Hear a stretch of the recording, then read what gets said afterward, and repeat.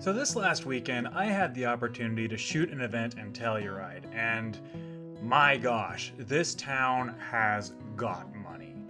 Living in a small rural mountain town, you kind of get used to certain things, but in a town like Telluride, even I felt out of place. Telluride kind of represents the sum of all fears for a lot of small mountain towns. It is the extreme end of the gentrification scale.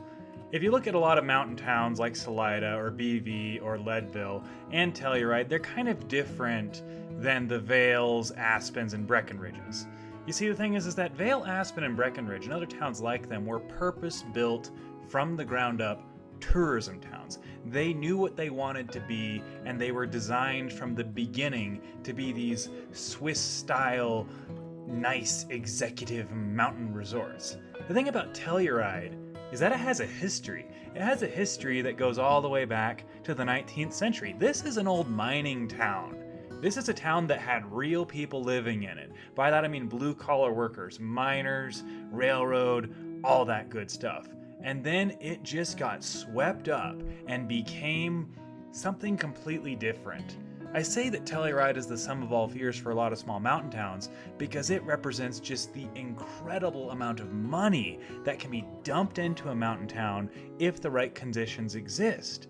And a lot of locals in small mountain towns are really afraid of their town becoming the next Vale or the next Breckenridge, but really Telluride is the case study they need to look at. Now, of course, Telluride had a bunch of interesting things going for it. It is such a beautiful place, and the town has done a really good job of preserving its historic character and its historic core. The lots in Telluride are very small, which leads to one of the highest prices per square foot in all of Colorado, which is saying a lot. This is not a cheap state to live in. But there are some really cool things to see about Telluride. The geography really helps the density of the town stay nice, tight, and compact. It has nearly European-style density and very small lots. Additionally, there is a fair degree of public transit. There are a couple of different bus services and shuttles, and even a gondola, actually two gondolas, that are free to use for all people in the town, whether you live there or you're a tourist. And these gondolas are doing a really good job of connecting the mountain village and Telluride. These two places are very close together, but there's a pretty steep gradient between the two, in which case the gondola, which is kind of an oddball, weird transit method, makes a lot of sense compared to the roundabout way you'd have to drive. So these gondolas are doing a really good job of bringing the town together, reducing car traffic, and increasing walkability. This is an incredibly walkable town with a lot to offer and a lot to see. I would suggest anyone who's able go check out Telluride, but then again, be prepared to be taken aback by just the quantity of money, cash, and just overall wealth that is just flushing through this town. It's a gorgeous place, and real people certainly do live there, but you're pretty much going to have to split rent 4 ways if you want to make it in Telluride.